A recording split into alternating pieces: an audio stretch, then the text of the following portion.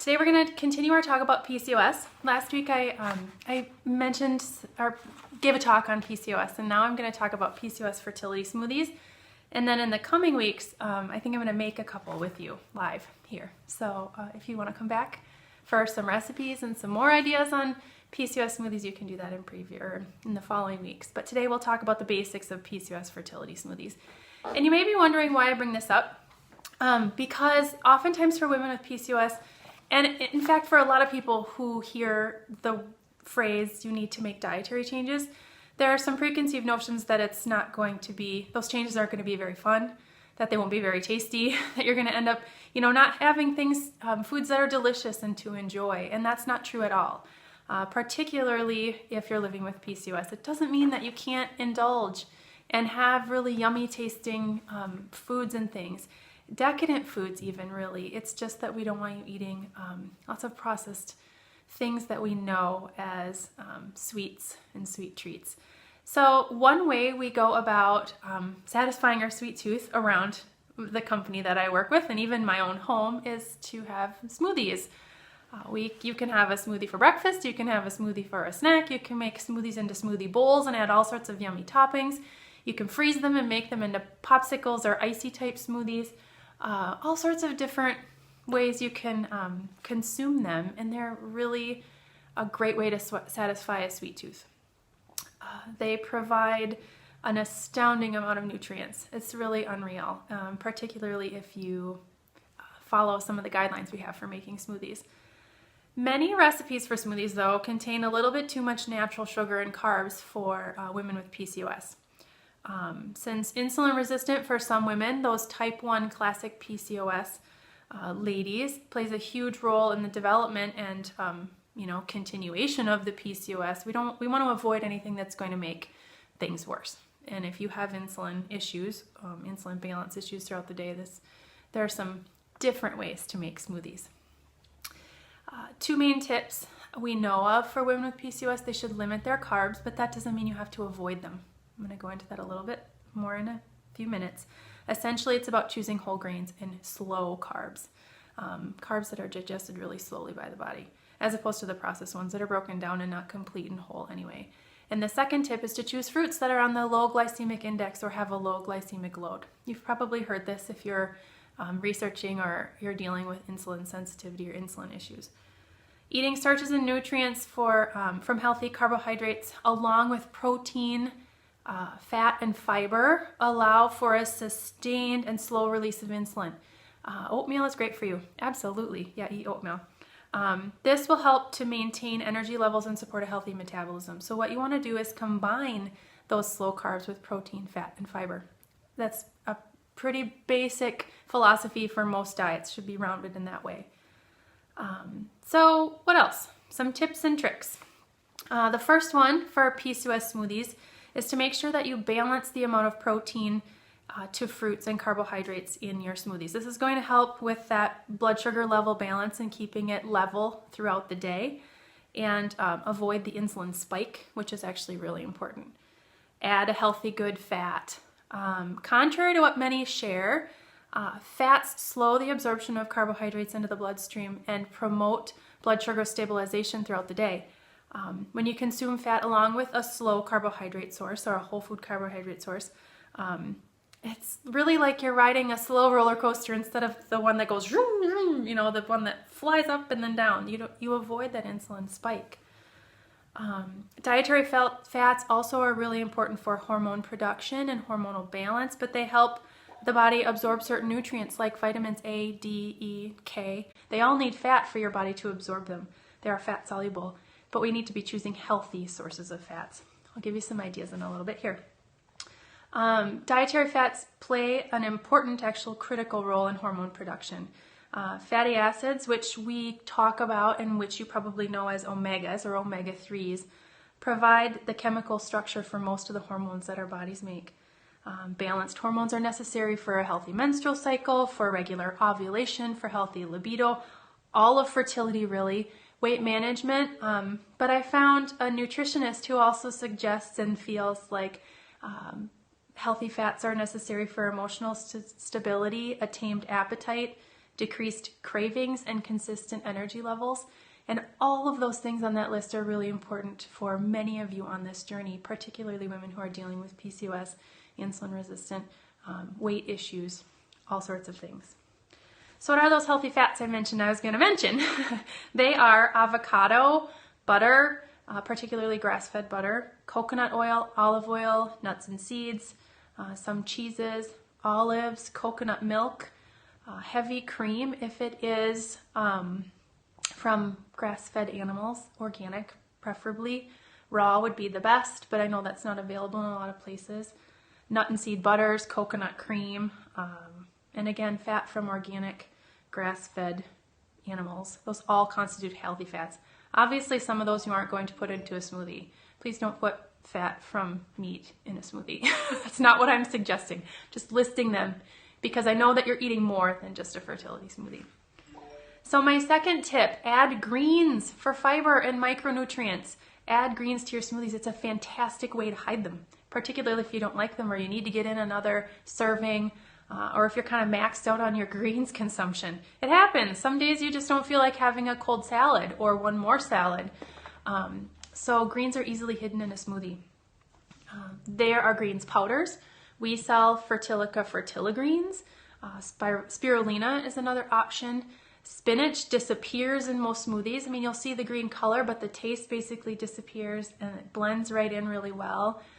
Some people have tried blanched or steamed chard or kale in smoothies. It's up to you if you want to do that or not. But most greens can be easily incorporated into smoothies with very little taste, and spinach in particular just basically blends into nothing. You don't even know it's there. Try to make your smoothie creamy. This is a great way to make it decadent. Let me see. That would be done basically by adding cooked oats. Someone mentioned oatmeal earlier. You could add cooked oats for a creamy consistency. Avocado or nuts and seeds, like 1/4 cup of nuts and seeds that are soaked. Soaked chia seeds kind of turn gelatinous, and then when they're blended into a smoothie can help make it creamier. That makes it feel more decadent and more kind of like a dessert. That might be something to do for an evening smoothie. I find that whey protein powder blended, if you blend it on high super fast, makes smoothies super frothy, and that feels a little bit more decadent too. So those are 3 tips. Balance the protein with carbs, and carbs come from fruit and veggies. Add greens powder. Make sure there's a healthy fat source, and the healthy fat source could also make it the smoothie creamy. So what else? How about some ingredients if you're interested? These would be ingredients for anybody, really. Even if you're listening to this and you don't have PCOS, you could consider these ingredients and make smoothies in this way as well. In fact, you probably should. So PCOS smoothie ingredients, low glycemic index fruits. You can Google and find lists everywhere, infographics everywhere, but just to give you an idea here, because I'm here talking to you, some of those things are berries, tart cherries, peaches, apricots, kiwis, pears, cranberries, grapefruit, citrus fruits, some apples, strawberries, oranges, nectarines, cantaloupe, honeydew, acai berry, that's the one that's spelled A-C-A-I, things like that. Bananas are not low glycemic index in general. Some people suggest you can eat bananas that are less ripe, more on the green side, but in most cases, bananas are suggested or not suggested for PCOS fertility smoothies. You're going to see smoothies with a lot of smoothie recipes with bananas in them. Just leave it out. Try other ways of making your smoothie creamy or more smoothie-like I mentioned, avocado, coconut cream or milk, soaked chia seeds, cooked oatmeal, things like that. Green vegetables that are great to consider that are on the low GI side, fertiligreens, that powder that I mentioned, a greens powder, cucumber, spinach, kale, collard greens, Swiss chard, spirulina, wheatgrass shots are fine prior to conception. Sweet potato, yam, cooked carrots, all 3 of those things cooked, they disappear right into smoothies as well. You don't taste them. I love adding cooked sweet potato, yams or carrots to my smoothies, my red and orange smoothies mostly. Protein and fiber sources, hemp hearts, flax seeds, chia seeds, sesame seeds, nut butters, nuts, hemp protein powder, A lot of women with PCOS avoid whey. That isn't entirely necessary for everybody, but do your research to decide whether that's best for you or not. But there are whey protein powders, there are pea protein powders, and plant source protein powders you can look for if you don't consume animal products or want to avoid milk and dairy or whey. Additional add-ons that are actually very helpful and have a little bit of research behind them for women with PCOS, cinnamon in particular. But cinnamon, allspice, raw cacao powder. This is not Nestle cocoa powder. That's not what I'm talking about. I'm talking about raw cacao, CAO powder. No sweet. It's not sweet at all. In fact, it's typically pretty bitter. Stevia, pure vanilla extract, fresh spearmint blended into a green smoothie is delicious. Fertilico maca powder, royal jelly, bee pollen. All of these things can be added and very beneficial for women with PCOS. And if you need sweetness, typically fruit has plenty of sweetness for most, typically fruit's pretty sweet all on its own by itself, but stevia could be something that you add a little bit of. It doesn't have calories, it's way sweeter than sugar, but a little bit goes a really long way. I have purchased those single serving packets and I've rarely ever used an entire one. In fact, I've rarely ever used half. It adds a lot of sweetness. Turmeric, thank you for bringing that up. Turmeric would be fantastic to add to a smoothie. Ginger powder too. Experiment with using stevia if you need a little bit of sweetener. I personally don't mind just a touch of honey, but that might be over the top for some people. It basically just try to find something that you like if you need a little added sweetness, but oftentimes with smoothies you don't. The fruits and veggies are enough. There are mixed reviews on agave. There are people on the anti-agave side of the coin and people on agave is fine side of the coin.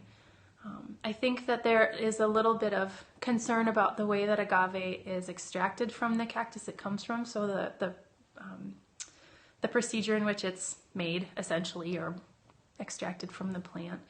So go ahead and do your research to decide if that's right for you, and do seek out information on whether or not those meet the low glycemic load or on the low glycemic index. I am not familiar, I'll be frank and honest, about all of the sweetener options and whether they're on those lists or not. I am only a little familiar with stevia, and that's why I added that here. So we have references for you if you'd like on our website, naturalfertilityinfo.com. All of this information that I just shared is there. We have lots of smoothie recipes. We have a 10-day fertility smoothie challenge that most people really enjoy. One different recipe every day for 10 days. You may have to alter it just a little bit if you are insulin resistant or dealing with classic PCOS. You're welcome to reach out to us through our websites at any time that you have comments or questions.